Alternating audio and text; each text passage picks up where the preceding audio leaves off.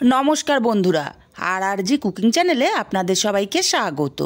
आज के निये हाजिर हो गेलाम महानायक उत्तम कुमारेर खूबई फेभारिट एकटा माछेर झाल रेसिपि निये। तो चलुन शुरू करा जाक। आमी एखाने 500 ग्राम रुई माछ खूब भालो करे धुए नियेछि। आपनारा चाइले एटा कातला माछ दिয়েও करते पारेन। किछुटा लवण और किछुटा हलुद दिए दिलाम। लवण हलुदटाके माछेर संगे खूब भालो करे माखिए निते हबे। लवण हलुदटा माखिए 5 मिनट आमी एइभाবে रेखे देब। 5 मिनट पर गैसे एक कड़ाई बसिए गरम करे दिए देब बेश किछुटा तेल। तेलटाके गरम करे निये छड़िए दिते हबे। तेलटा छड़िए दिए एक एक करे माछ आमी एखाने दिए देब। बंधुरा रेसिपिटा यदि भालो लागे अवश्यई एकटी लाइक दिते भुलबेन ना। माछगुलो दिए एक पिठ भाजा हये गेले आरेक पिठ उल्टे देब और माछगुलोके एकटू कड़ा करे भेजे निते हबे। और এই रेसिपिटा महानायक उत्तम कुमारेर खूबই फेभारिट একটা रेसिपि। बाड़ीते अवश्यई एकदिन बानिয়ে देखबेन, खेते किन्तु असाधारण हय। एत अल्प मशलाते एत सुंदर একটা रेसिपि बाड़ीते ना बानाले बुझते पारबेन ना। देखुन माछगुलो आमी उल्टे दिलाम और माछगुलो उल्टे एकटू कड़ा करे आमी भेजे नेब। माछगुलो उल्टे पाल्टे बेश कड़ा करे भेजे निয়েছি। এখন মাছগুলোকে আমি উঠিয়ে নেব।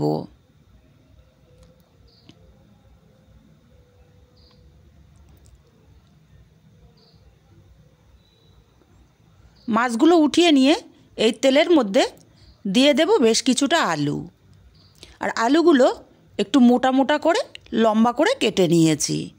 এই রান্নাটা এইভাবেই আলুগুলো কেটে রাখা হয় বা কেটে দেয়া হয়।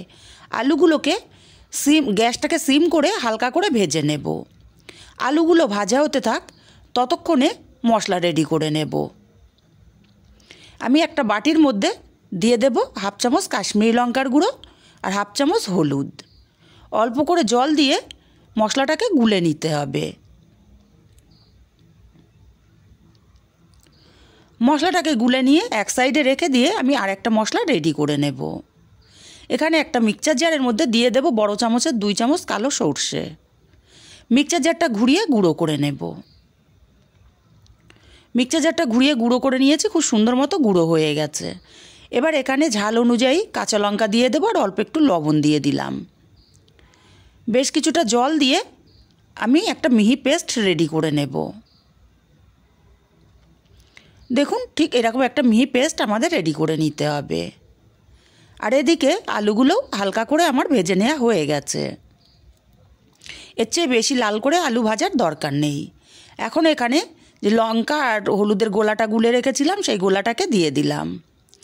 গ্যাসের ফ্লেমটা একদম সিমে করে আলুটাকে এই মশলার সাথে মিনিট 2 কষিয়ে নিতে হবে।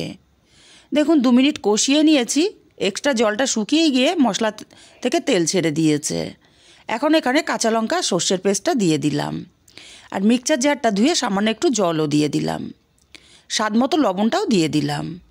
গ্যাসের ফ্লেমটা সিমে রেখেই আমি 2 থেকে 3 মিনিট সময় নিয়ে আলুটাকে মশলার সঙ্গে কষিয়ে নেব।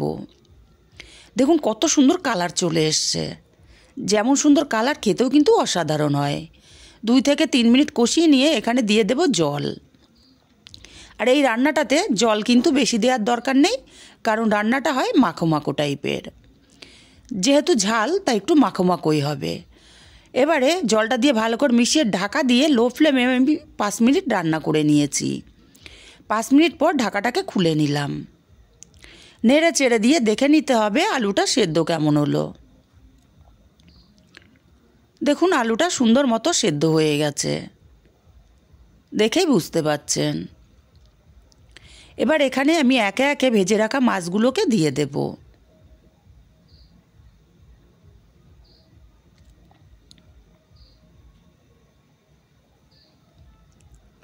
মাছগুলোকে দিয়ে নাড়াচাড়া করে মিশিয়ে আমি ঢাকা দিয়ে লো ফ্লেমে রান্না করব আরও 5 মিনিট।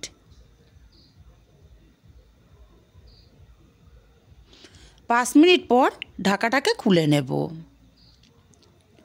দেখুন মাছের ঝাল আমার কিন্তু হয়ে এসছে। নাড়াচাড়া করে মিশিয়ে দিয়ে আমি দিয়ে দেব এখানে 3টে চেরা কাঁচা লঙ্কা, আর দিয়ে দেব কিছুটা ধনেপাতা। মূল রান্নায় মহানায়কের যে রান্নাটা ছিল তার মধ্যে ধনেপাতা ছিল না, আমি অ্যাড করলাম, আপনারা চাইলে নাও দিতে পারেন। ধনেপাতার কাঁচা লঙ্কাটাকে দিয়ে নাড়াচাড়া করে মিশিয়ে দিয়ে আমি লো ফ্লেমে আরও 1 মিনিট রান্না করে নেব ঢাকা দিয়ে। 1 মিনিট পর ঢাকাটাকে খুলে নিলাম। পারফেক্টভাবে আমার রেডি হয়ে গেছে মাছের ঝাল। নাড়াচাড়া করে গ্যাসটাকে অফ করে দেব, আর আমি আলাদা পাত্রে নামিয়ে নেব। রেসিপিটা কেমন লাগলো কমেন্ট করে জানাতে ভুলবেন না। ভালো লাগলে কাছের আত্মীয় স্বজন বন্ধুবান্ধবের কাছে শেয়ার করতে ভুলবেন না। আর আমার চ্যানেলটা এখনও সাবস্ক্রাইব করা না থাকলে অবশ্যই আমার চ্যানেলটি সাবস্ক্রাইব করে আমার পাশে থাকবেন, আমাকে সাপোর্ট করবেন। আর আপনাদের একটা লাইক আমাকে অনেক দূর পৌঁছে দিতে পারে, একটা লাইক দিতে